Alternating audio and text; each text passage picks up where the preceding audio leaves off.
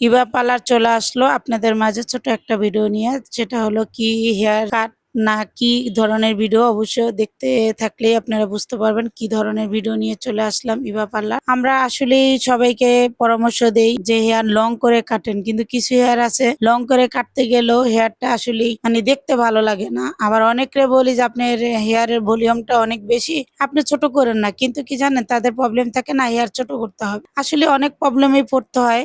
যারা আমরা বিউটিশিয়ান আছি তাদের অনেক প্রবলেমে পড়ে তারপরে তাদের মন জুগিয়ে কাজ করাটা অনেকেই আসলে অনেক অনেক বলবো এটা প্রবলেম। আসলে আমাদের সেই প্রবলেম সলভ করাটা হলো যে আমাদের মাথার বুদ্ধি খাটিয়ে যদি আপনি তাদের একটু মানে আমাদের নিজের মতন করে যদি ওনাদের বুঝিয়ে নিতে পারি যে হেয়ারটা এভাবে কাটলে ভালো হবে, আর যারা বিউটিশিয়ানের বুদ্ধি বা যাদের পরামর্শটা নিবে আসলেই তাদের কাজটা ভালো হয়। কারণ তারা না বুঝে কিন্তু বলবে না যে এই হেয়ার কাটটা দিলে এটা ভালো হয় আর এটা দিলে ভালো হবে না। সেটা আসলে কিন্তু কোনোই পার্লারের ওনার বা বিউটিশিয়ান চাবে না যে আপনার হেয়ার কাটটা খারাপ হোক, কারণ ভালো হলে নেক্সট টাইম আবার আসবে। তার জন্য আমি সবাইকেই বলবো, আমাদের যারা ক্লায়েন্ট আছেন তাদেরকে বলবো যে দেখেন একটা বিউটিশিয়ান আপনাকে যেটা সাজেস্ট করে ওই জিনিসটাই নেওয়া উচিত, করা উচিত। জানি না আমার যে এখানে ক্লায়েন্ট আসে তারা অবশ্যই আমার কথা শুনে, তার জন্য আমার অনেক ভালো লাগে, আমার অনেক অনেক অনেক অনেক ভালো লাগে। তাই আমি তাদের কাজ করবো কেন যেন মনের একটা শান্তি বা তৃপ্তি পাই। আপনারা দেখতে পাচ্ছেন হেয়ারটা আমি কত যুদ্ধ করে ট্রিনি করতেছি, কারণ ওনার হেয়ারটা আসলে আমার পার্লারে যখন আসে তার আগে উনি বাইকে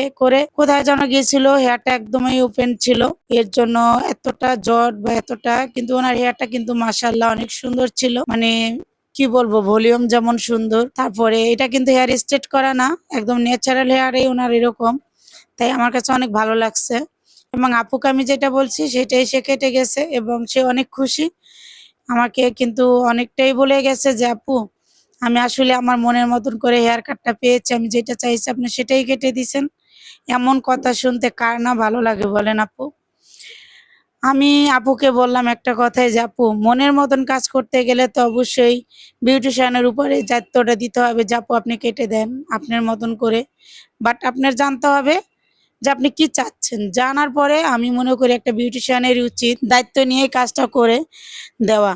যাই হোক, আমি অনেক কথা বলে ফেলেছি, অনেক জ্ঞান দিয়ে ফেলেছি। কারো মনে যদি আমার কথায় কোনো কষ্ট পেয়ে থাকেন তাহলে অবশ্যই আমার দৃষ্টিকে দেখবেন। আপনারা দেখতে পাচ্ছেন আমাদের যে হেয়ার কাটটা ফাইনাল লুকটা নিয়ে কিন্তু আমি চলে আসছি, এবং কেমন হলো হেয়ার কাটটা দেখতে অবশ্যই কমেন্টে জানাবেন। আর আমি কিন্তু একদম হেয়ার ছোট করা পছন্দ করি না, সবাই আপনারা জানেন। আর আমার কণ্ঠটা সবাই ইগনোর করবেন, কারণ আমার কণ্ঠটা বসে গেছে, ঠান্ডা লেগেছে এর জন্য, কারণ বৃষ্টিতে ভেজার কারণে ঠান্ডা লেগেছে।